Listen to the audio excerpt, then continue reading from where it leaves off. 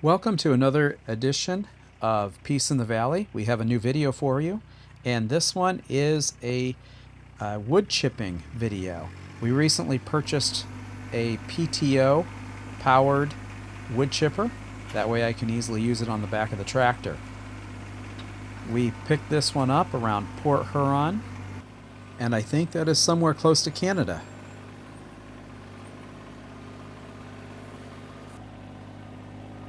This is actually my second evening using this wood chipper, and I find that there are some tricks to make these things work better. So I'm going to share them with you. Don't think I'm an expert. This is only my second time using it. But one of them is to make sure to cut out the Y's. You're going to find what I mean by that soon.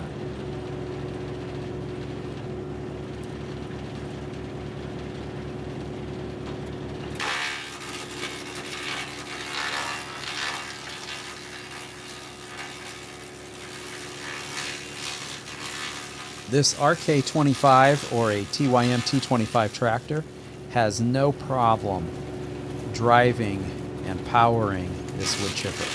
Sometimes you'll see that you'll think these are underpowered for this kind of equipment because it says 18 to 65 horsepower, or that it might be too heavy. Well, we had no problem. The person I bought this chipper from, his 30 horsepower tractor actually struggled to lift this up to the truck. We had to turn up his throttle all the way in order for his hydraulics to lift it up onto my truck. But this smaller tractor must have more power because I didn't have to turn up the RPMs at all to be able to lift this right out of the truck or to manipulate it. It doesn't slow down at all when we run in even the largest logs. I think the biggest one I ran through was about 4 inches. It says it's rated for 6 inches.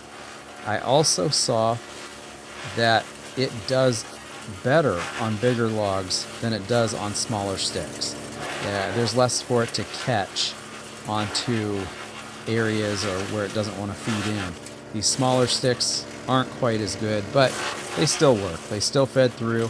You just want to make sure that if there's Ys, and there's a lot on Bradford pear, what you want to do is make sure you cut those out if they are wider than the opening, because you'll see when it does get hung up, it's literally because of the branches where they Y off, and the friction against the edge of the metal stops them from proceeding into the cutter itself.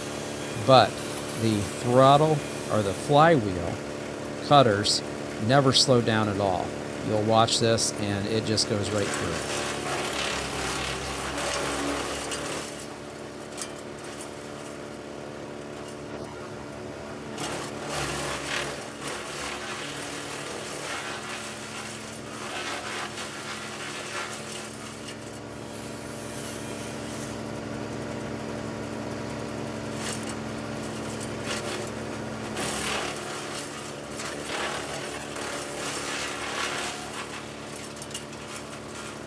You can see this one right here is actually a fairly large one. And this is a good example. If you can cut off or break off some of those pieces, it'll feed in through so much easier. If they're small enough, they're okay. But if there's a bunch of small ones of the branches flaring off from the main, it likes to get stuck easily. I think that's true with any of the wood chippers. You just gotta get used to running them and they'll feed themselves. Like this one actually fed pretty well. The size of this next log, you can see, is pretty substantial. And it actually just eats it right up. The only issue is those little pieces coming off that cause it to hang up. But it actually just chews it and destroys it.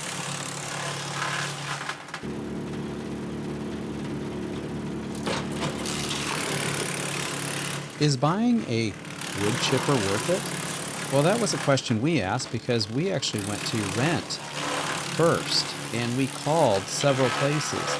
And the first several places didn't even have wood chippers to rent. And then the one that did have it wanted $350 a day.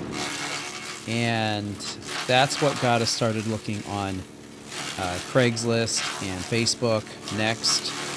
Well, needless to say, I believe we found a good deal. And it wouldn't take more than a few rentals to make this thing pay for itself, which tipped our decision on this.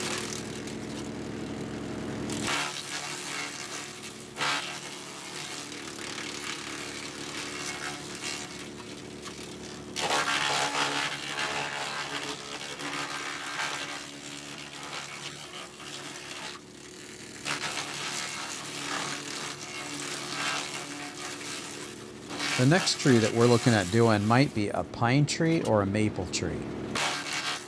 I don't know if anybody who is watching has any experience with cutting up evergreens or pine trees, but what are some tips that you might have that you could let me know? Do you have problems with the tar, how sticky they are? Does that cause problems? Just put some comments down below and let me know.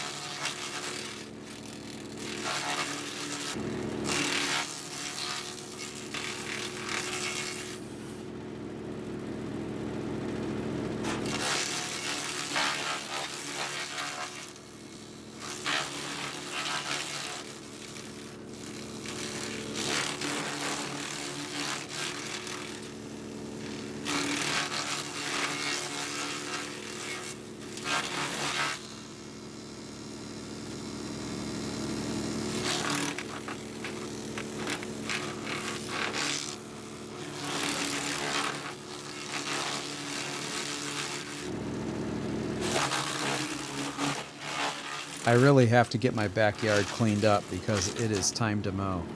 And you can see I've got quite a bit of grass back here. I also have to be careful working around all these fruit trees because I have to work in between. I really would hate to crush one of these. Angel would not post nice comments on here if that were the case.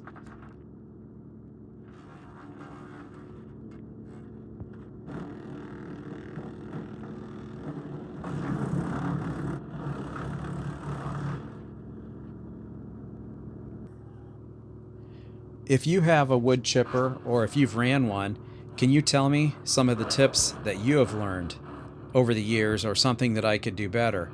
Right now, I realize keeping the chainsaw with me actually makes a big difference.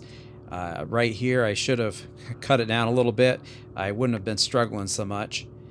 But overall, this went very quick. I think we had this second half of the tree, because the first half was last night. The second half of this tree I think I had done in a little over 20 minutes. So I don't think that's bad at all. We got plenty of firewood out of it too. We don't really care for these trees. They have pretty flowers, but they stink. And they really don't have any other benefit to them that I know of, other than maybe making honey.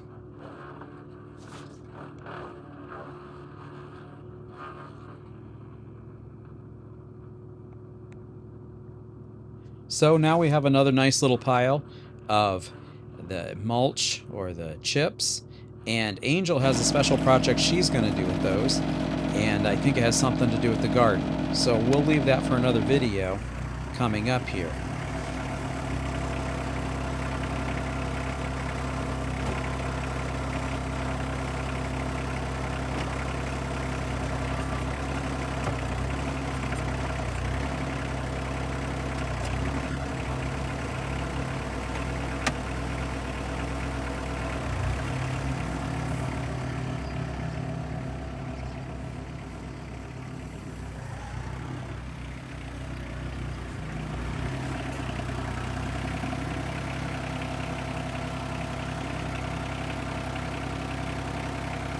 I'm just adding this now to our existing pile that we put there yet last night.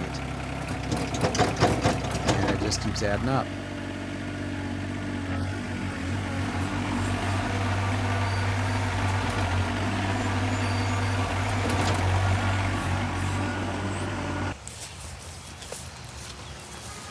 Well, we had a fun time, I can tell. Yeah, it's raining. The best time to do mulch is when it's raining, especially if you're selling it by the pound. Okay, I'm just joking. But there is a good reason that I did it when it was raining, and that's because I've got other stuff to do tomorrow. So the best time for me was when it was raining. Anyway, that is a brand new, no it's not, it's a used chipper that looked brand new. It's 10 years old, it's always been inside, it's been taken care of well, and we're going to do the same. Angel said we needed to get a chipper so that way she can reuse the tree. We decided to cut down our big Bradford pear tree, and I didn't know it at the time, but it is hardwood, really hardwood. Not just a deciduous hardwood, but a Janka scale hardwood, like harder than oak. Anyhow, we're gonna wrap up the video right here, and a couple other new toys we got, but you know, with winter, takes a long time to video edit, so I apologize. Anyway, don't tell anybody about how long my grass is back here. I'll probably get a fine. Take care, God bless, and we'll see you later.